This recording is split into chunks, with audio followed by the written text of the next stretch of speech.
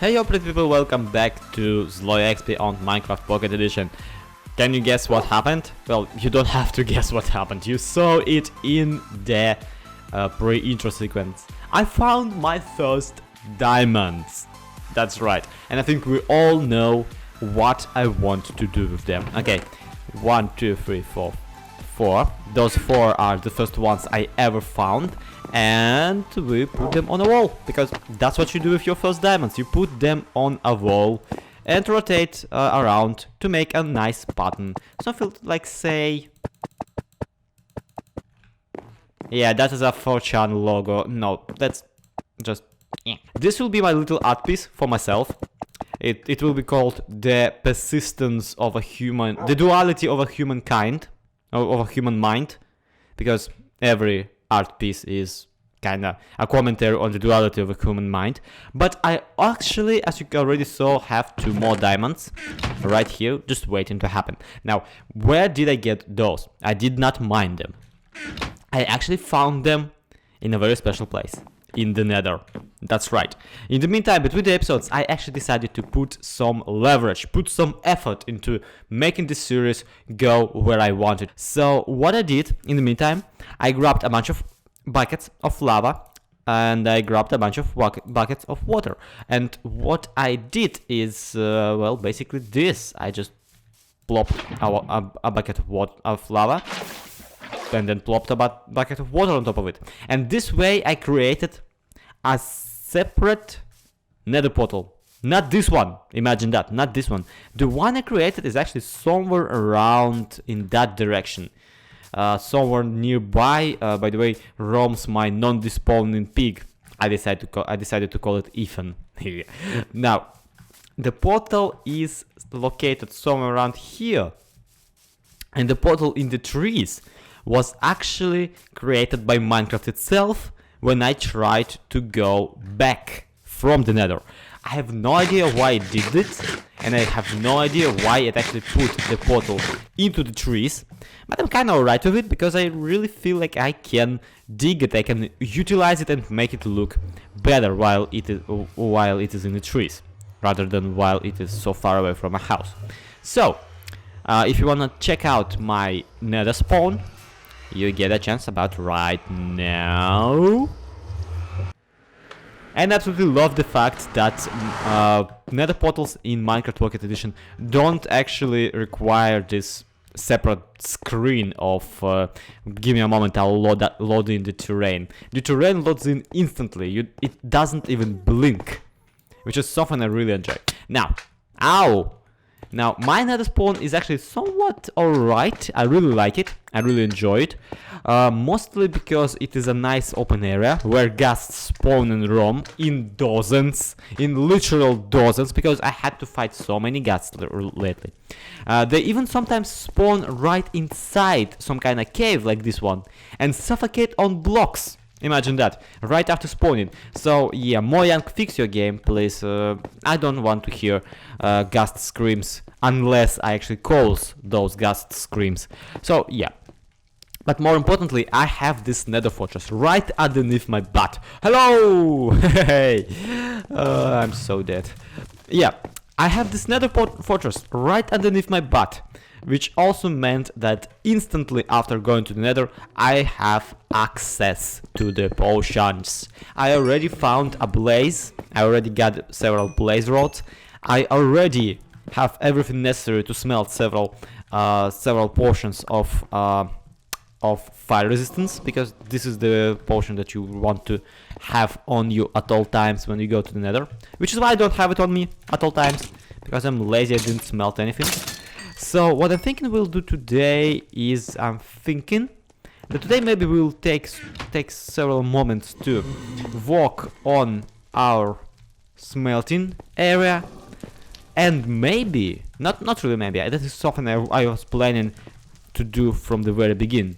I want to also walk on my mining area. Now, I already dug out a rather large tunnel underneath my base, which I will obviously show you once I'm done wasting your time with the Nether, because I love this place.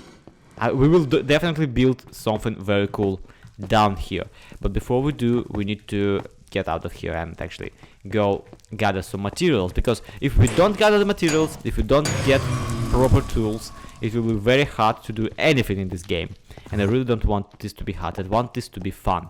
So where's the portal? Portal's in that general direction.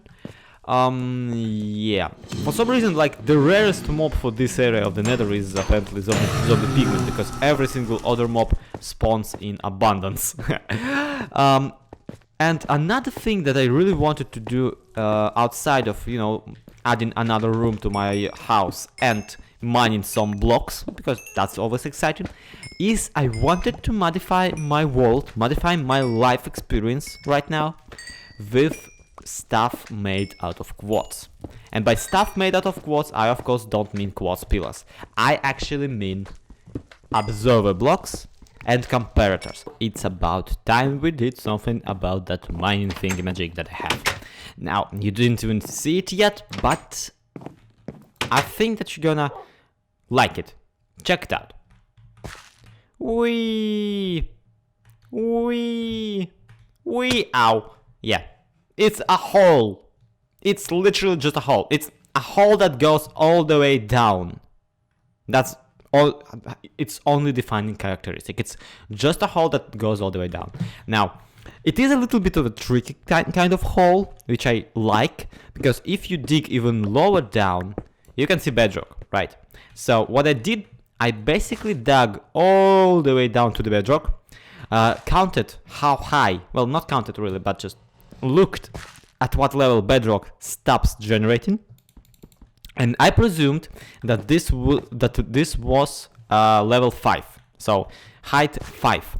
So then I just counted 6, 7, 8, 9, and there I was. 9 is my favorite place, my personal favorite level to mine on, which is why I stopped around here. Now, first of all, first thing we do to make it more usable, this entire contraption, first we need to put some water so we can drop down more easily without weeing 3 times. We from now on will only wee sploosh. Yeah, see, 1 time. And second of all, to modify this thing, I think what I need to do is I need to once again create a conveyor all the way up back to my base, just so I can drop all of my loot into that conveyor and don't actually have to go all the way up myself.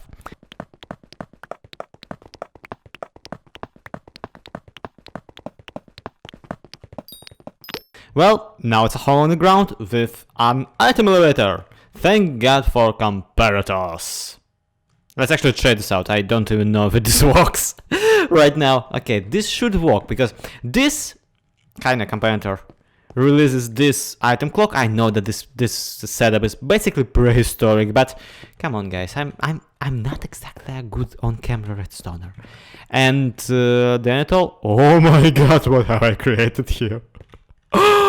Wow. I am so digging this effect. I know it must have been a killer on the graphics card, but man oh man. Wow. This looks so cool and so industrial. I want all of it. I want all of it to remain and to work for me forever. Okay, let's see. We are actually receiving the items. Okay, that is perfect. And it even stops itself. See?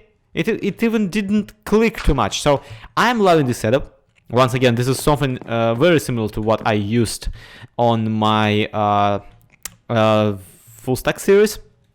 For my digging, the main difference that I very much enjoy is the fact that on the full stack series, I did this setup very late into the series, which means that I didn't actually get a chance of using it.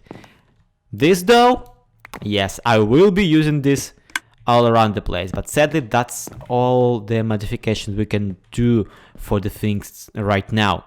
Like, okay guys, of course I do want to have this street, not strip mine, because strip mine is when you dig out everything except for the ores, kind of stripping the ores out. Yeah, of course I want to have some kind of ice tray constantly putting items back into a hopper, like transferring them from whenever I am back to here, doing this entire thing automatically without my participation, without me actually having to put items into this little area here. But at the same time, I don't really have resources. I cannot make an ice path because I don't have any ice. I cannot make another stuff because I don't have like silk touch or maybe a proper. Well, this took a lot of digging, but I gotta hand it to this game. Even after all of that, finding even those 5 diamonds that I just found feels very rewarding, honestly. Especially since now I can finally move on with building my house. That's right, I want to finally build it from on the inside, and I really want to create some kind of magic room for my newfound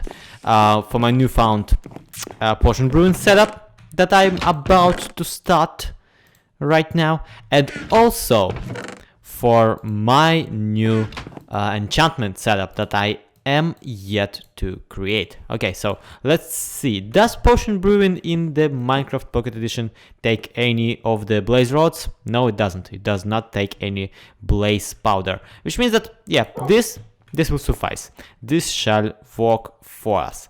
I'm not looking for anything too impressive, for anything too redstone-y and too complicated right now.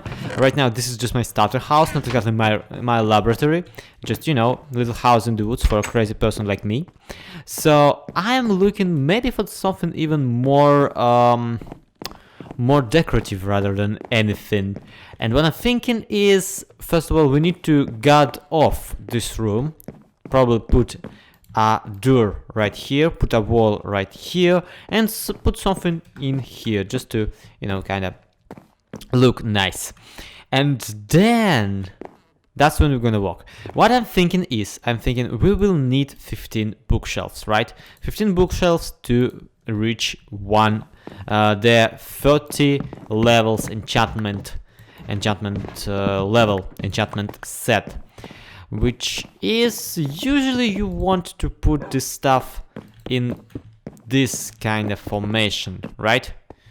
With the bookshelf in the middle. But we could probably go for something like this instead. I'm putting down there, right, mostly underside, mostly because I don't yet have any actual bookshelves on me. I don't have nearly enough sugarcane for actual bookshelves. In fact, while we're at it, we should probably ensure that we have all of that sugarcane by the next episode.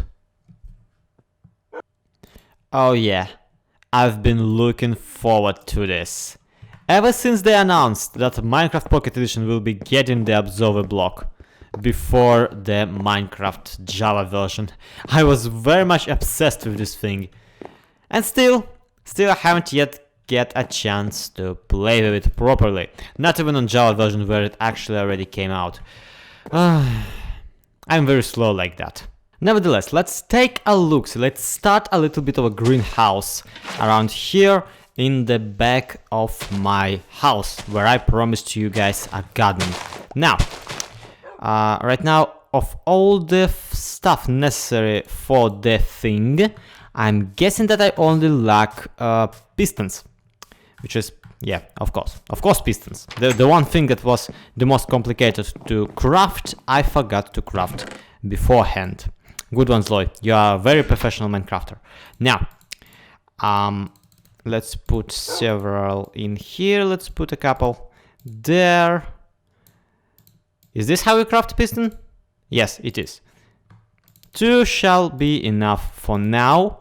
We aren't trying to set the world on fire with our mega productive farms just yet. We'll do it eventually, I hope.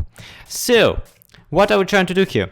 We're trying to basically farm sugarcane. We're trying to farm sugarcane as soon as it grows, which is why we need observer blocks. Which is why observer blocks are very neat and cool. But at the same time, we want this farm to be compact, and we want this farm to be space efficient. That is something that is more important for us, because in every farm, in every project, we need to keep an eye on what is important, which is why I'm building this particular version and not any of the others, because first of all, I'm lazy and I don't feel like the other versions. They are more compact, they are also tileable, and they usually use more observer blocks than I am willing to craft. That's the thing. Why are you judging me, little piggy? Why are you judging me? Yeah, let's not get sidetracked. Okay, we put our pistons like this. There's nothing different about that. And at the same time, I think what we should do is we should bam and put an observer block this way. This is how you place it in Minecraft Pocket Edition, as far as I know. It needs to be looking. You need to be looking at the block that you're gonna observe, that you're gonna block, update, detect. So if I do everything correctly here, if I can allow myself to do so, I'm pretty sure I need a half slab. Do I? Yes, I do. Okay, but not on this. First, I need to just... see, that's the thing. This is a tileable design, so it will be block by block. Next to itself. Go away, little zombie. I'm trying to be educational for once. And what you want this to be is, okay, very simple. But if we just continue, let's first of all, let's see if this works. Bam. Yeah, this works somewhat. Okay. Now, but if we just continue doing this, check out what happens if we just do our tileable design of this. We do bam, and both update, both get extended. That's not what we want. We want this side to extend only when it's grown, and this side to extend only when it is grown, which is why we're doing this. We craft a half slab because those don't transfer redstone signal downwards, and we put it right about here. And we put another redstone signal. No, wait, do we? No, we don't. We put a repeater in here because repeaters don't transfer a signal in any side. This. Okay. This construction right here. Let's remove this. Let's replace it with diorite. Just so when we're mining or doing something like that, we will notice that this block is different. We should probably not touch it. Okay. Now let's test it. Will this? It will! And look at that! Even for once all of my sugarcane drops in the same place. Now, we don't want our little greenhouse to be too big, which is why I'm willing to only make it 8 blocks wide, or maybe 8 blocks long, because that's exactly how long the water stream goes. Which is why this farm will not be exactly extremely efficient, but we are not looking once again at the extreme efficiency. We are looking at making something functional and at the same time keeping the house somewhat pretty. And if we start building something rather small around here, it will still look kind of pretty and it will be still functional, which is all that I really want from it.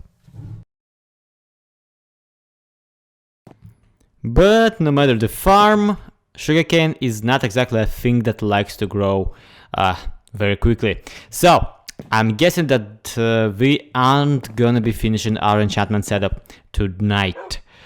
Oh well, doesn't mean that we cannot exactly do our first enchantment on this setup. Okay, let's see. Fortune. Unbreaking efficiency. Let's go for fortune 1. It's still better than no fortune at all. And let's hope that this pickaxe will bring us some luck. I'm guessing since it's, you know, fortune and stuff. Yeah, that's gonna be it for today's episode. I actually got to admit I did way more than I expected myself to do in this one. I mean, literally my only plan for this episode was to get some diamonds. And instead we actually got ourselves a Nether Portal, several diamonds, a diamond pickaxe, and an enchantment table. So that's an overkill. Oh, and an item elevator, and a mineshaft. So that's a bunch of work, and we are currently That's one thing that I really need to mention. We are currently in this phase of the game, in the starting bit of the game, where we cannot exactly do a massive project in every single episode as much as I would like it. We still have to obey the basic rules. We need to get stuff first so we can build stuff out of that stuff. So that's gonna be it for today. Thank you everybody so much for watching. Do leave a like if you enjoyed, do subscribe if you aren't subscribed yet, and to be continued. This has been Slow XP. Bye bye.